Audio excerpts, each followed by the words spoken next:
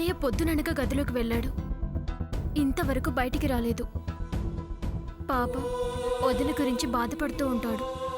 వీళ్ళేమో మహిళా సంఘాల వాళ్ళని తీసుకువెళ్లారు. వాళ్ళ అన్నయ్యనేమన్నారు, ఎంత బాధపడుతున్నాడో. ఒకసారి అన్నయ్యని కలవాలి.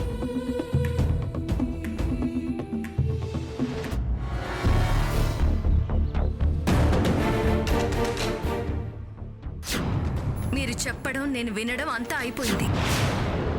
నా బతుకు మూడు బారిపోయేలా చేశారు. మనసు కూడా చచ్చింది. ఈ కట్టె ఇంకా కాలడమే కానీ కోలుకొని చిగురించడం జరగదు.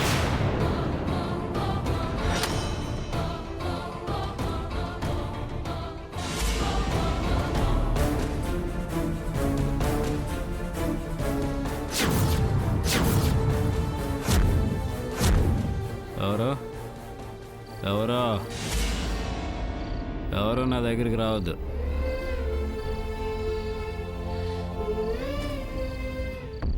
అన్నయ్య.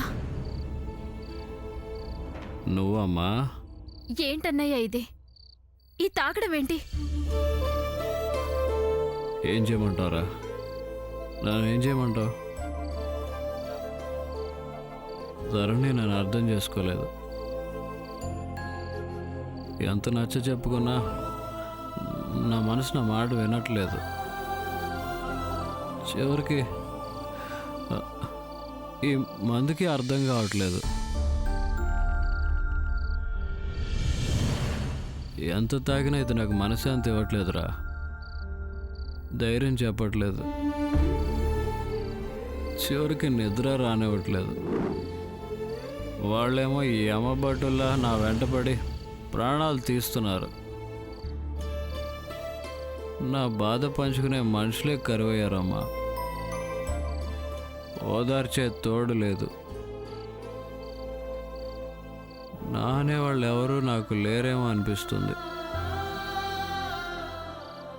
బాధ తట్టుకోలేకపోతున్నానమ్మా. నాకు నేను ధైర్యం చెప్పుకోలేకపోతున్నాను. నా కర్మ. నేను ఏ ప్రయత్నం చేసినా అది నాకు రివర్స్ అవుతూనే ఉంది. మందు కొడితే బాధలు తీరిపోతాయా? ఇంతకాలం ఇలా తాగుతూ కూర్చుంటా? నిన్ను నువ్వు మర్చిపోతే మనకిక మంచిలా జరుగుతుందన్నయ్య. న్యాయం ఎవరు చేస్తారు? నువ్వే తాగి తప్పటడుగులు వేస్తే వదినకి ఎవరు నమ్మకం కలిగిస్తారు? మీరిద్దరూ ఎలా ఒకటవుతారన్నయ్య? ఈ తాగుడు నీకు నష్టం కలిగిస్తుందే కాని లాభం చేయదన్నయ్య. ఇది సమస్యకు పరిష్కారం కూడా కాదన్నయ్య. నువ్వు మత్తులో జోగటం కాదు, ఇలా బాధను మర్చిపోయే ప్రయత్నం ఈ నిమిషం వరకే. శాశ్వత పరిష్కారం కావాలన్నయ్య. ఎక్కడ తప్పు జరిగిందో, ఎందుకు రిపోర్ట్స్ అలా తప్పొచ్చాయో, వాళ్ళు ఎందుకు అలా చెప్పారో ఆరా తీయాలన్నయ్య. నిజం బయటికి లాగే ప్రయత్నం చెయ్యి. వాళ్ళు మహిళా సంఘాలను అడ్డం పెట్టుకుంటే నువ్వు ధర్మాన్ని వదిలేస్తావా? న్యాయాన్ని ఆశ్రయించు. మొదటి నుంచి అన్వేషణ ప్రారంభించు. ఎప్పటికైనా నువ్వే గెలుస్తావన్నయ్య. మనమేగా నిజానికి సాక్ష్యం. మరేదో పొరపాటు జరిగింది. ఎందుకిలా జరుగుతుంది? బాగా ఆలోచించన్నయ్య. ముందు మందు తాగడం మానే.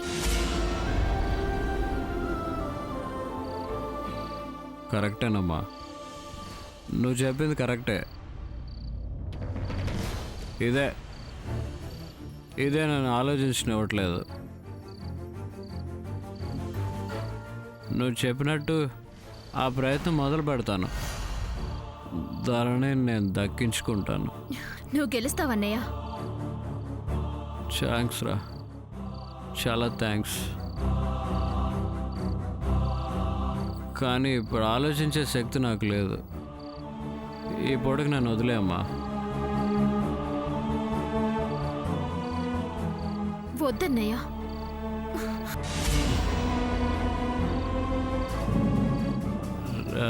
రేపటి నుంచి తాగను రా. సరే, నువ్వు పడుకో అన్నయ్య.